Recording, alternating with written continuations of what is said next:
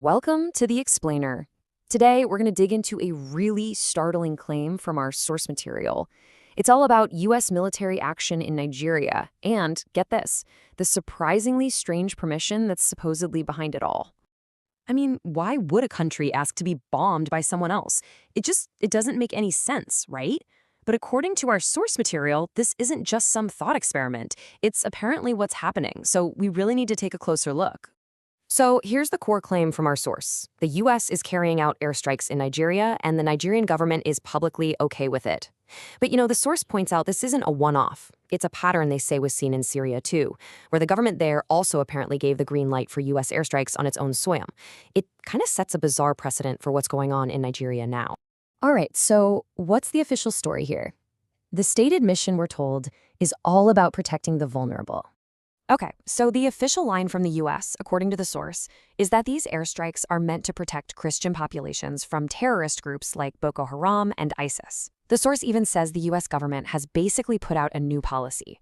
It will send in the military wherever it thinks Christians are in danger. And that's the explicit reason we're being given for this bombing campaign in Nigeria. And to understand that justification, you've got to look at the demographics. Nigeria is about 53% Muslim and a huge 40% Christian. We're talking about a Christian population that's a massive chunk of over 230 million people. So this demographic fact, it's really the cornerstone of the whole official U.S. story here. Okay, but here's where the story gets a little complicated. Our source points out that the Nigerian government, which is described as being very pro-USA, has given its full permission for these bombings. But, and this is a big but, it doesn't necessarily buy the premise. The government itself apparently says it has no data to prove that terrorists are only going after Christians. So they're saying yes to the bombs, but we're not so sure about the reason. So, if the official reason has some holes, what else could be going on?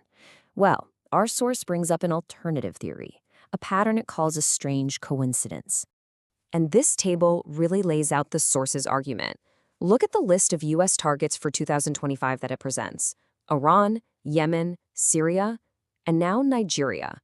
What's the common factor? They're all incredibly oil-rich. And Nigeria? Well, it just so happens to be Africa's #1 oil producer. A coincidence? The source is definitely raising an eyebrow here. And the source doesn't stop there. To really drive the point home, it also points to Venezuela, another country sitting on massive oil reserves. The claim is that Venezuela is being encircled right now and could be next on the list. So the suggestion is that this isn't just about the Middle East or Africa, but maybe a much bigger resource-driven strategy.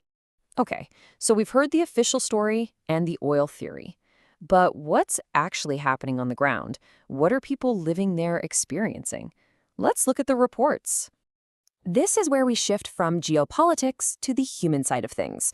The source brings up CNN reports from a Nigerian village that was targeted, and the picture they paint is not one of relief. It's one of fear and total confusion. And then there's this quote from a local resident that just hits you. They said, "In our village, we see Christians as our brothers. We don't have religious conflicts. We weren't expecting this." I mean, wow, that just completely flips the official narrative on its head. It suggests a community living in peace, totally blindsided by a military strike for a problem they say they don't even have.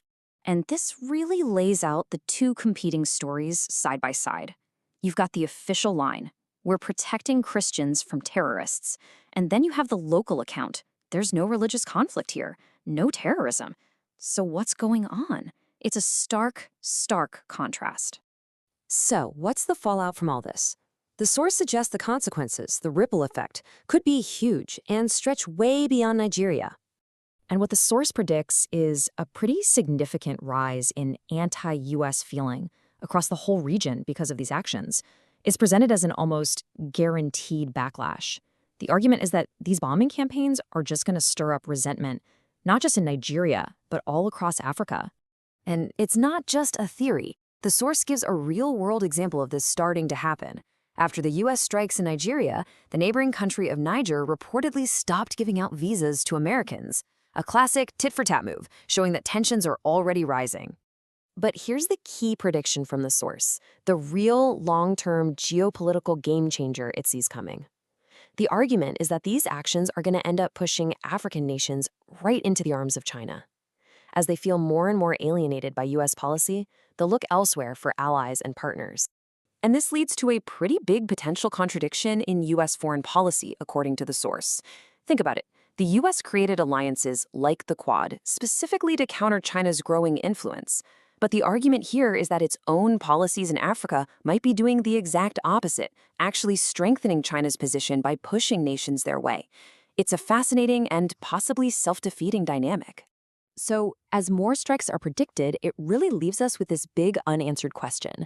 What happens when a country's right to govern itself crashes into a foreign power's interests, and both of those crash into the reality of people's lives on the ground? It's a messy, complex situation. Thanks for watching the Explain.